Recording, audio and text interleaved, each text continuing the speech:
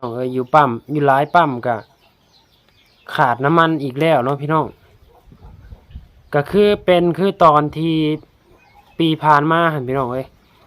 ก็คือแบบว่า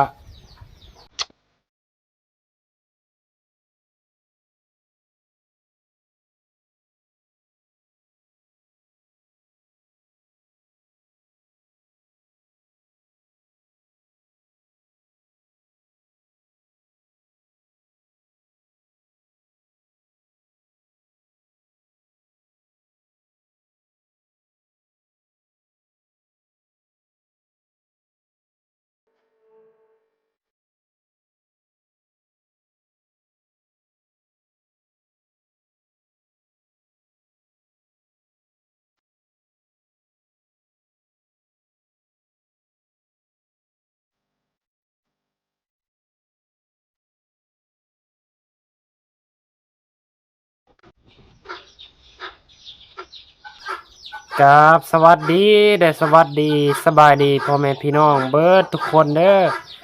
มื้อนี้ก็มาพบกับซ่องทรายสวรรค์อีกแล้วเนาะซึ่งมื้อนี้ก็บ่ทรายสิมาเว้าเกี่ยวกับโอ้พี่น้องเกี่ยวกับบ้านเมืองอีกแล้วพี่น้องก็คือตอนนี้เนาะอยู่ลาวเฮามาพบอีกแล้วพี่น้องวิกฤตขาดแคลนน้ำมันพี่น้องขาดน้ำมันอีกแล้วเนาะคือมื้อเช้านี่เนาะตอนเช้าบ่ทรายก็ไล่ไปว่าสิไปซื้อน้ำมันมาเก็บ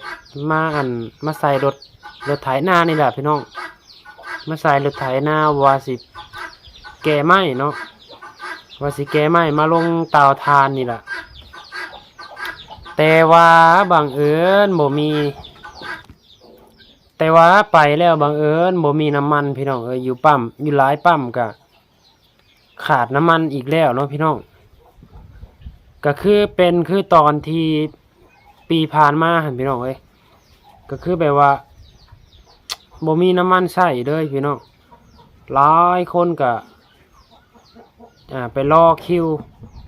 ที่ว่ามันมีหรือว่ามันมีบางปั๊มซะเนาะที่มันยังบ่เบิดว่าซั่นซะเนาะก็ได้รอคิวคนก็หุ่มมาซื้อโอ้ยพี่น้องถ้าใส่น้ำมันถ้าเติมน้ำมันเป็นชั่วโมง2 ชั่วโมงเนาะมัน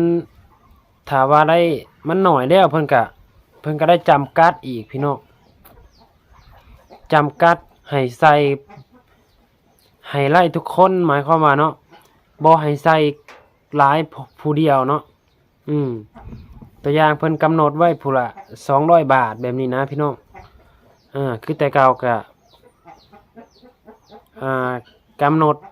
บ่ให้ใช้ผู้ละ100,000 กีบเนาะก็เท่ากับ200 บาทประมาณนี้เนาะแล้วก็มาเกิดขึ้นอีกแล้วเนาะพี่น้องอยู่ลาวเฮาเนาะก็มื้อนี้เนาะก็ได้เห็นคนก็เริ่มโพสต์ลงเห็นหลายเขตหลายบ่อนเนาะเ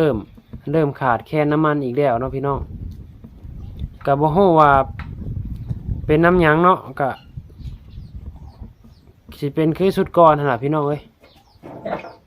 ภาษาก็บ่อยากเว้าหลายเนาะก็ฮู้ๆกันอยู่พี่น้องน้ำมันมันเงินมันก็เฟ้อน้ำมันก็ขึ้นราคาแต่ว่าขึ้นราคาก็ยังธรรมดาเนาะแต่ว่ามันบ่มีใช้นี่ติพี่น้องเฮาสิเฮ็ดจังไดเนาะเพราะว่าการใช้ในชีวิตประจำวันเฮาก็ทุกมื้อนี้เนาะต้องใช้รถ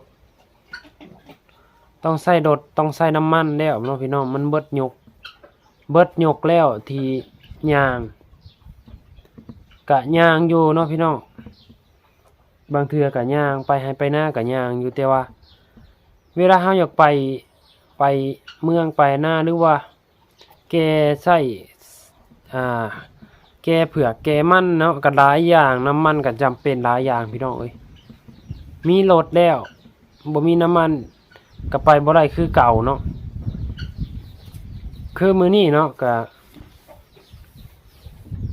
เริ่มขาดแค่น้ำมันอีกแล้วพี่น้องเอ้ย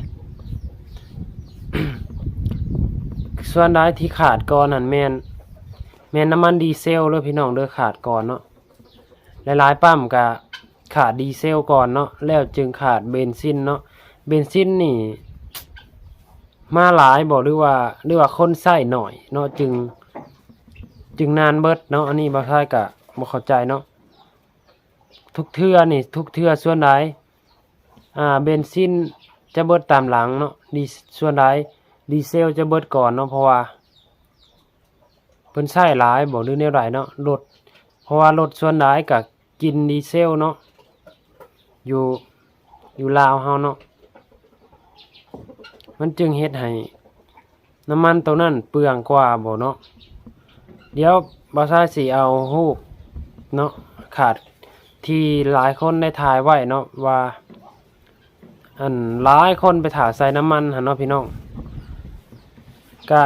ว่ามันสิบ่เกิดขึ้นอีกแล้วมันก็มาเกิดขึ้นอีกแล้วเนาะการขาดแคลนน้ำมันอยู่บ้านเฮานี่ถือว่าสุดก่อนนี่ก็ถือว่านักหน่วงพอสมควรแล้วเนาะแล้วก็